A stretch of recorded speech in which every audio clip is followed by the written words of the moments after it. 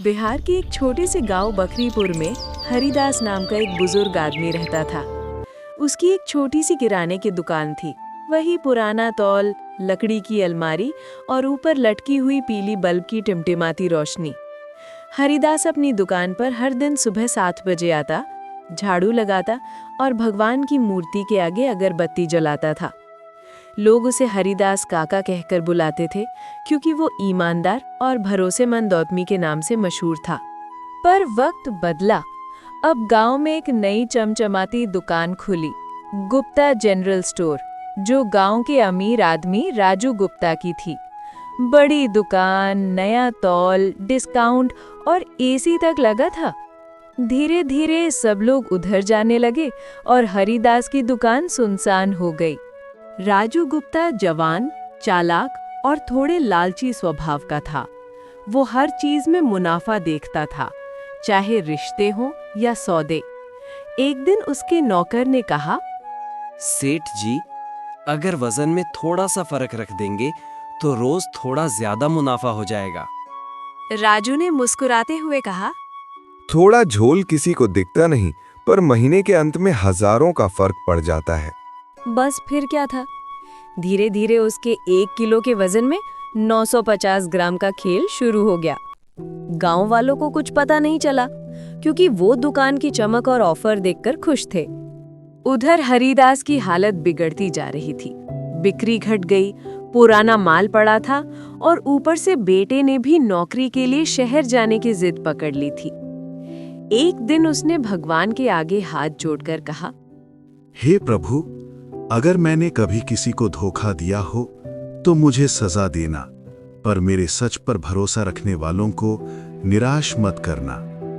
वो अपनी दुकान बंद करने की सोच ही रहा था कि उसी शाम कुछ अजीब हुआ। रात में गांव में जबरदस्त बारिश और तूफान आया।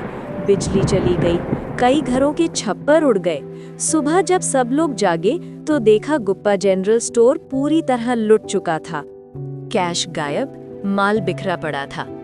राजू गुप्ता माथा पकड़कर बैठ गया। पुलिस आई, गांव में चर्चा फैल गई।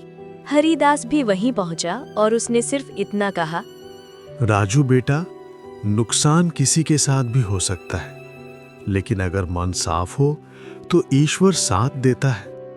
राजू ने कोई जवाब नहीं दिया, पर उसकी आंखों में कुछ गहराई में उतरने लगा था। अगले कुछ दिनों तक राजू गुप्ता उदास रहने लगा। वो सोचता, क्या ये चोरी मेरे कर्मों का फल है? क्या मैंने जो तौल में झूठ किया उसका हिसाब ऊपर वाले ने कर दिया? एक शाम वो हरिदास काका की दुकान पहुंचा। काका दुकान बंद करने ही वाले थे। राजू बोला, काका, आप हमेशा कहते थे कि ईमानदारी से नुकसान नहीं होता, लेकिन देखिए आपकी दुकान तो चल नहीं रही। बेटा, दुकान चलना किस्मत की बात है, लेकिन आत्मा चलना इंसान की मेहनत और सच्चाई पर निर्भर है।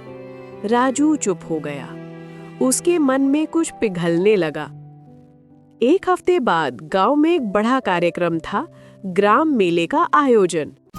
इस बार पंचायत ने तय किया कि मेले में सच्चे व्यापारी को सम्मानित किया जाएगा। गांव वालों ने नाम सुझाए। कई लोग बोले, हरिदास काका को देना चाहिए, उन्होंने कभी किसी को ठगा नहीं। पंचायत ने पुराने रिकॉर्ड देखे, हरिदास के नाम एक भी शिकायत नहीं थी।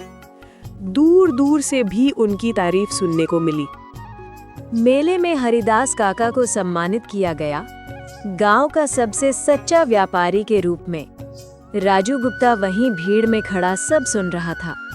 वो धीरे धीरे हरिदास के पास गया और बोला, काका, मुझे माफ कर दो, मैंने लोगों को धोखा दिया।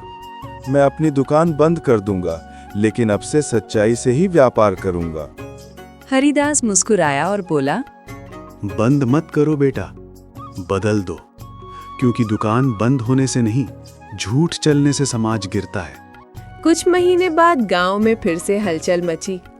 हरिदास काका की तबीयत बहुत बिगड़ गई थी। राजू रोज उनके लिए खाना लेकर जाता, दुकान की सफाई करता। काका उसे अपना बेटा समझने लगे थे।